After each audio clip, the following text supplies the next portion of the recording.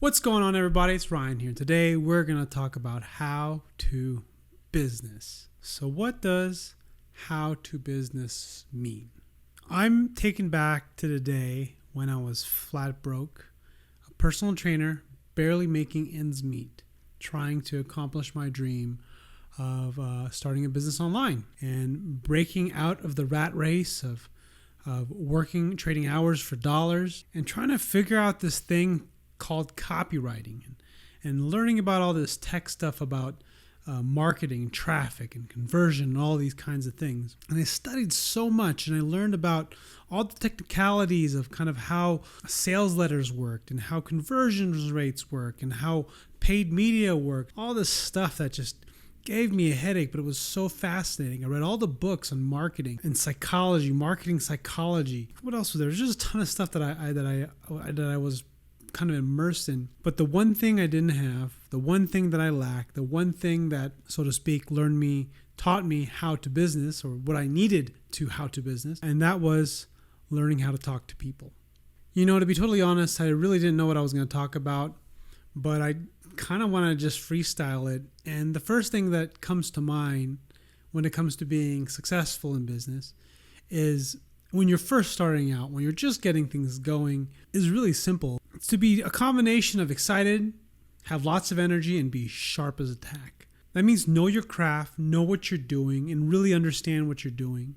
Really understand all the inner workings of your industry, about the people that are in it. I think more than anything too is just being able to know who you're talking to and know more about that person as much as possible. And if anything, if not to know about that person, it is simply to be curious about that person. When you turn a conversation around to people and you ask them about what drives them and what they do, that in itself is an incredible skill that most people don't have. Most people are so stuck in their own heads. They have so much anxiety over what people think of them, when in fact, most of the time, most people are not thinking about you at all, right? They only really care about themselves. And if you are the type of person that can learn to take interest in other people, that in itself is the superpower of how to business. So there's being excited, there's having energy, there's being curious, there's taking interest in another person and focus all your attention in learning about them. What else is there about how to business?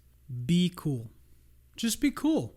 I mean, it sounds so simple, but there's this fine line between being excited and a fanboy and then kind of like gushing all over yourself and stuttering all over your words. And then there's being cool.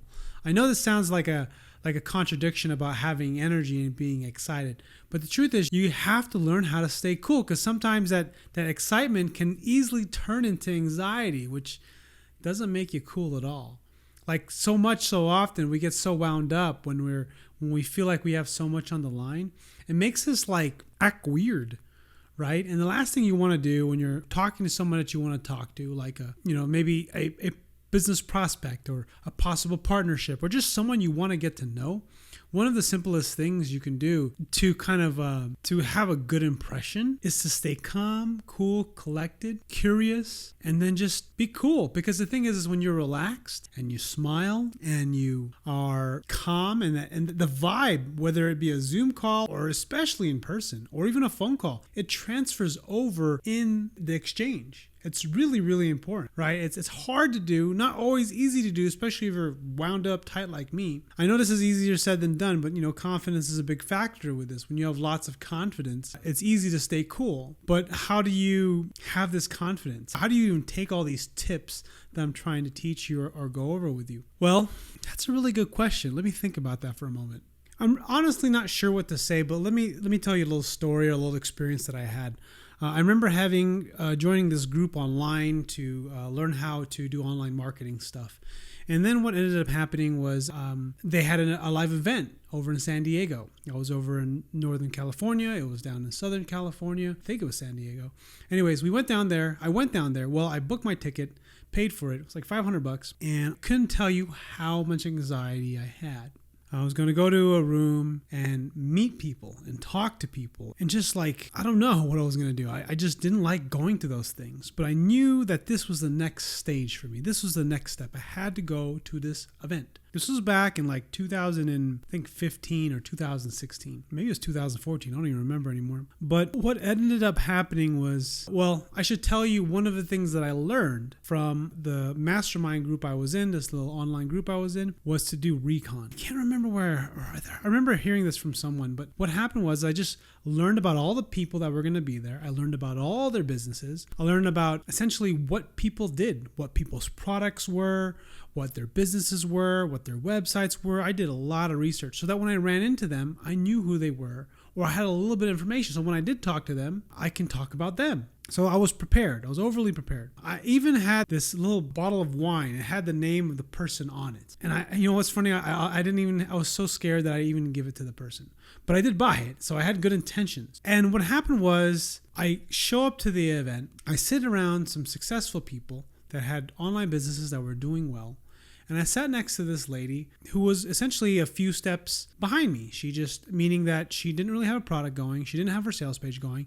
I, on my other hand, had a sales page and I had like 20 sales. And what ended up happening was I built this relationship with this lady that sat next to me who later built a $10 million business. A little fast forwarding here, 10 million plus. And what's interesting is I just remember sitting next to her and us talking about this copywriting stuff and the sales stuff. We're like, this is how it works? How is this supposed to work? We're like completely like wet behind the ears, green. I made some successes in other parts of the business, really mostly with email and building relationships with a lot of similar people. And what's the point of me telling you this story? Honestly, I don't know. Like this whole how-to business thing, it's like you kind of like, I didn't want to go to this live event, right? I just did not want to go to this live event. I was so afraid. And you know what? The only reason why I went to the live event is because I joined the online group. I joined the conference calls. I learned from the other people. I connect through other people. And I was just scared to death to get on these calls. And then eventually went to the live event, which I was scared to death to go to. And then I met some people, which later led me down a crazy path of different opportunities. And it was like a bunch of steps, meaning baby steps, because I could never ever go straight to the live event. I would never do that, right? I was too scared. I was too chicken, you know what, right? And I just went ahead and just took one foot and put in front of the other. I didn't take giant leaps. I didn't take giant steps. I didn't spend a ton of money. I didn't have any money. I was broke. I got the books. I downloaded books. I found whatever I could. I watched YouTube videos. I did all the research I possibly could to learn everything I could. And more than anything, I asked lots of questions to a point of absolute annoyance to the people I was in my group. And I'll tell you that, like, you just really have no idea where something is going to take you. And I will say this one thing that did happen during this period of time, because this was in 2015, was I made this commitment to my wife. I told her, I'm going to give this online thing 1 year. You know, I've been knowing a little bit about this stuff for a long time already. You know, read the 4-Hour Work Week. I went through all the books of here and there, but just kind of dabbling, not really putting my foot forward, right? Not really stepping on the gas. I told her that I was going to go as hard as I could for the next 12 months to do everything I can. Actually, the goal was pretty simple. It was small. It was just to make $50,000 a year working 20 hours a week. And the reason why I set this goal, because it was a small goal, it seemed very realistic. The whole point was to make an income not tied to my hours. It was to build the email list. It was to build a product. And I figured in my head, if I can make $50,000 a year, which is what I was making about the time as a personal trainer full time, I figure if I could do that, but do it online and I could do it without necessarily being tied to my hours, I figure I could work another 20 hours and make $100,000 a year. And to me, that just sounded crazy. You know, I don't really know where I'm going with all of this. I just know that this is kind of like what happened to me and sort of where my journey has led. And I think that's all I'm going to say on this How to Business video.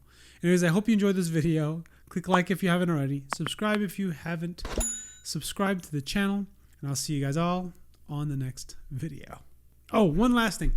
I think I have an email list I'm going to start, but I'm not going to write to it yet. But hey, if you're interested in getting emails from me, I'll have a newsletter going. There should be a link in the description. And if it's not there, just leave a comment so that I remember to put it there. Thanks for watching.